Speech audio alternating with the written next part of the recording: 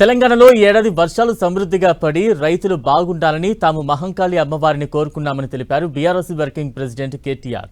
లష్కర్ బోనాల సందర్భంగా ఆయన ఉజ్జయిని మహంకాళి అమ్మవారిని దర్శించుకున్నారు. తెలంగాణ రాకముందు బోనాలను రాష్ట్ర పండుగగా చేయాలని డిమాండ్ చేసినా ఎవ్వరూ పట్టించుకోలేదన్నారు. తాము బోనాలను రాష్ట్ర పండుగగా ప్రకటించామని తెలిపారు. యాదాద్రి లక్ష్మీ నరసింహస్వామి ఆలయాన్ని 1800 కోట్లతో నిర్మించామని చెప్పారు.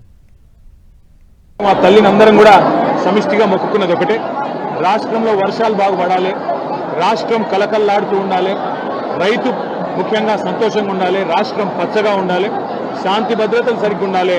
ఆ తల్లి ఆశీస్సులు తన పిల్లలందరికీ కూడా ఉండాలని మనస్ఫూర్తిగా కోరుకుంటూ, డిమాండ్ 50 సంవత్సరాలుగా ఉన్నప్పటికీ ఎన్నడూ కూడా ఎవరు ఈ అద్భుతమైన పండుగను లష్కర్ బోనాలను, ఉజ్జయిని మహంకాళి అమ్మవారి బోనాలను మరి రాష్ట్ర పండుగగా గుర్తించాలన్న డిమాండ్ను ఎవరు పట్టించుకోలేదు.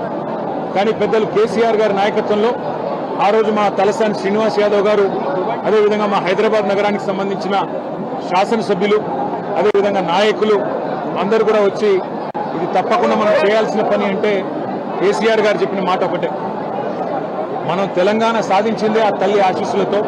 అందుకే ఆ తల్లికి ఒక బంగారు బోనం కూడా సమర్పిద్దాం రాష్ట్ర ప్రభుత్వం తరఫున. దాంతోపాటు అత్యద్భుతంగా అధికారిక లాంఛనాలతో అధికారికంగానే మొత్తంగా మరి రాష్ట్ర పండుగగా ఈ కార్యక్రమాన్ని చేస్తామని చెప్పాము, చేసి చూపెట్టాము. యాదాద్రి లక్ష్మీ నరసింహస్వామి దేవాలయాన్ని 1800 కోట్ల రూపాయలతో రాష్ట్ర బడ్జెట్ నుండి డబ్బులు కేటాయించి అత్యద్భుతంగా నిర్మించిన నాయకుడు కేసీఆర్ గారు.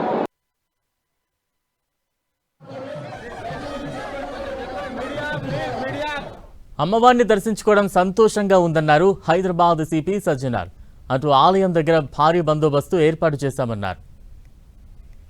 పండుగ చారిత్రాత్మక పండుగ, ముఖ్యంగా ఎక్కువ మంది మహిళలు ఆడపిల్లలు వస్తుంటారు, వాళ్ళందరూ కూడా బాగుండాలి. అట్లానే మనకు గతంలో జరిగిన కొండ బోనాలకి, అట్లానే బల్కంపేట బోనాలకి, ఈరోజు కూడా ఇక్కడ ఈ బోనాలకి ప్రజలందరూ కూడా సహకరించారు. ఈసారి కూడా ఈ ఒక్క పండుగ మంచి జరపడానికి అందరూ సహకరించాలని చెప్పి నేను నా తరఫు నుంచి, మన నగర పోలీస్ తరఫు నుంచి అందరు కూడా కోరుతున్నాను. ఆల్రెడీ మనము ఒక సపరేట్ ఎంట్రీ ఇవ్వడం జరిగింది, అంబులెన్స్ కూడా పెట్టడం జరిగింది, అట్లనే మన రెస్క్యూ టీమ్స్ కూడా పెట్టడం జరిగింది. బట్ అది ఆ పరిస్థితి రాకుండా అన్ని ఏర్పాటు కూడా చేశాను. గతంలో జరిగిన ఛాలెంజెస్ని దృష్టిలో పెట్టుకొని మనం అన్ని బందోబస్తు ఏర్పాటు చేయడం జరిగింది.